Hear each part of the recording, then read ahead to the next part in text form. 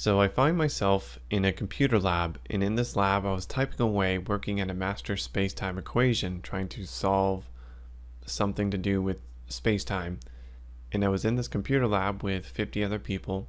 It was very confining, and we were all typing away on our mechanical keyboards. It was rather noisy, and I realized that I had no idea what I was doing specifically. So I looked at my computer screen for details, and there were no details. So I realized that I was in a dream or a human thought form realm. So I stood up, everybody stopped typing, and got very quiet. And I said that what we're doing here is an illusion. If anybody wants to come fly around with me, they can if they happen to be a real entity. And nobody responded, and they all seemed to have a generic appearance and no personality. So at that point I was certain that I was in a dream, and because of that I started meditating, because that is one of the experiments that I'm doing for my dreams. I usually do my experiments 3 times in different scenarios and then document the results. Right now I've only gotten one other experiment done, and that is meditating in a different scenario. And in that scenario, it just made the dream details more defined, and it helped stabilize the dream.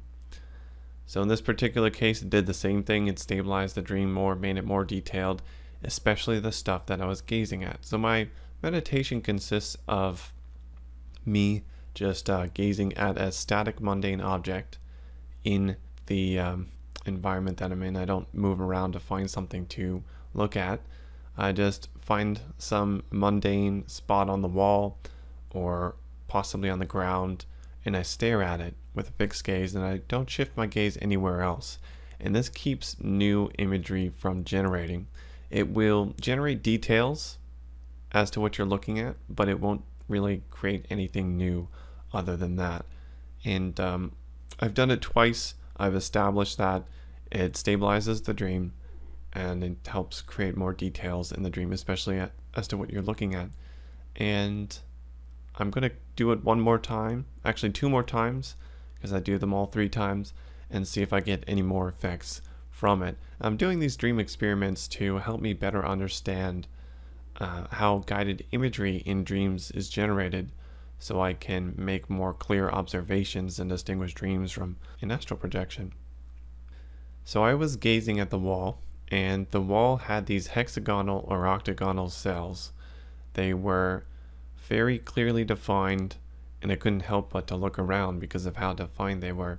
These cells were 6 inches wide, and they had the same texture as the texture on the tiles in this or on the ceiling of your schools, especially in the classrooms. And I looked at these cells, and I looked over to the window sill, and these cells were clipped pretty cleanly and installed nicely around the window. And I looked through the window, and there was the night sky, and I realized that I was gonna go into outer space. So that's what I did. I flew into outer space. I bumped into the wall. I couldn't go through the wall for some reason. So that's indicative of a dream. But I went through the window, and I went up into outer space, and I started to zoom out. I was trying to observe outer space at a macroscopic level, because that's just something that I try instinctively every time I find myself, or almost every time I find myself in outer space. So I started to zoom out, and I zoomed out all the way really quickly. And this was different from my last experience, where I saw a galactic web inside of a double helix shape. This time I zoomed out, and I saw all physical matter that exists inside 3-dimensional glyphs that were organized into a 3-dimensional grid. The glyphs weren't necessarily detailed 3-dimensionally, they were extruded to be 3-dimensional. I didn't really see any asymmetricality between the first half of the glyph and the second half, like the stuff behind what I was looking at. Might just be an extruded glyph, I don't know. But I was looking at this, and this is so crazy. This is a 5x5 grid, at least. I could only see 5x5. I was looking at the corner of this grid. There could be more of it. And they were glyphs organized three-dimensionally, so imagine how much information that sort of thing could hold. So as three-dimensional beings, we could read pretty efficiently two-dimensional strings of characters. Imagine if we were four-dimensional beings, we would be able to read three-dimensional strings of characters.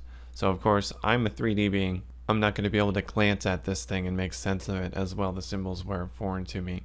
One of the symbols was a diamond with a cross through it, like a bridge, and on the sides of this diamond had English words on it, which was a major surprise to me, because at this time I realized, or I didn't realize, but I thought that I was in an astral projection just because of how defined this experience is and how I saw these things that typically don't naturally generate in my dreams.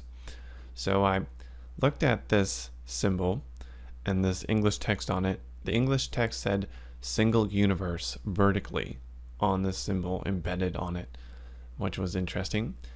So I tried to zoom out further to see how big this grid was, and I couldn't zoom out any further because I ended up in a human environment. So I was in a generic hall, and I moved through this hall and into this smaller room that was for some sort of mechanical devices. And I remember in this dream, and after I woke up, I recall being in this electronic room where I got stuck in one of those things. It absorbed me and I got stuck inside of it, and it messed up the device itself. And this lady had to pull me out and then fix the device. I actually was so convinced that I was in there before that I looked it up in my dream log, which is just my general experience log, and I couldn't find it. So I don't know much about that. But a lot of times when you feel like you've been in these places before, it's because it's an actual astral realm. So there's an aspect of astral projection that is in the seemingly dreamlike experience. There are little bits of AP and dream in this experience, so probably just going to call it a dream or an out-of-body experience. But it really felt like I was in a body for most of the time, except for the time that I was in outer space. So I don't like calling it an out-of-body experience if I feel like I'm in a material body. A lot of people call everything an out-of-body experience, even if they feel like they're in a really well-defined material body, just kind of walking around. I don't really see the validity of that. So I went through this mechanical room and I went into the library, and there were people chilling, very casually talking about space-time and coming up with theories and stuff, and they were reading books. About 5 to 10 people. Most of them were my age, that's how I visualized them. And there was an older woman that was blonde, and she was about 35 to 40 years old. And she was the one who pulled me out the last time I was in that area and I got stuck in the machine. And I was hooked up to a specific device that amplified everything I said so everybody could hear it. And a girl my age told me that I could point out any sort of network of things in space-time, and she would be able to explain it thoroughly, all the things that I don't know about it. She would be able to point it out.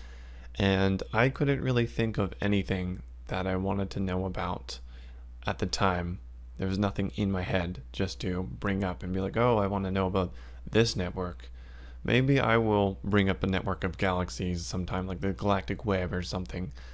Maybe I could get something out of that, even if it's just internally me adding stuff up that I already know. Might still have some sort of meaning to it. I didn't really know what to ask these people. They were all very intelligent. They felt like intelligent beings with awareness, unlike the last characters that I met in this particular experience. And I really didn't know what I wanted to ask them. So I decided to back out and leave this experience. I went back to the hall, ready to leave, go back through space. Weird, instead of just, looking at my physical body. But I went back into the hall, and then I realized that I wanted to ask some questions. I had some questions to ask, or at least one. So I went back into this room, and I asked the blonde lady if there was any sort of work that effectively describes what's beyond space-time in my reality. I was looking for something that accurately describes it. And she said I should look into the work of goats. Goats being spelt in their traditional sense, the S being possessive, I think the word is, as if goats was the last name of somebody and they made some, good work on what's beyond space-time, but I looked this up and I couldn't find anything. And then I left the room again, ready to document these things before I forget it all. And I was in the hall, and then I realized that I forgot a book, because I wanted to bring back something to the physical world, though it doesn't really work like this. You can just bring these things back and materialize them, but a lot of times I try these things. Sometimes I try to record certain experiences with a camcorder. It just happens. So I went back, I told them that I forgot a book, and this woman passed me, or this one girl passed me a book, and I put it in my backpack, and then I left. But I intentionally left this experience because I thought it was so meaningful and I didn't want to forget it. A lot of my experiences, I'm forgetting details because I let them go on too long. So I've started to wake myself up ahead of time. And I usually don't do this with dreams. So that was my experience. I hope you found it interesting. See you next time.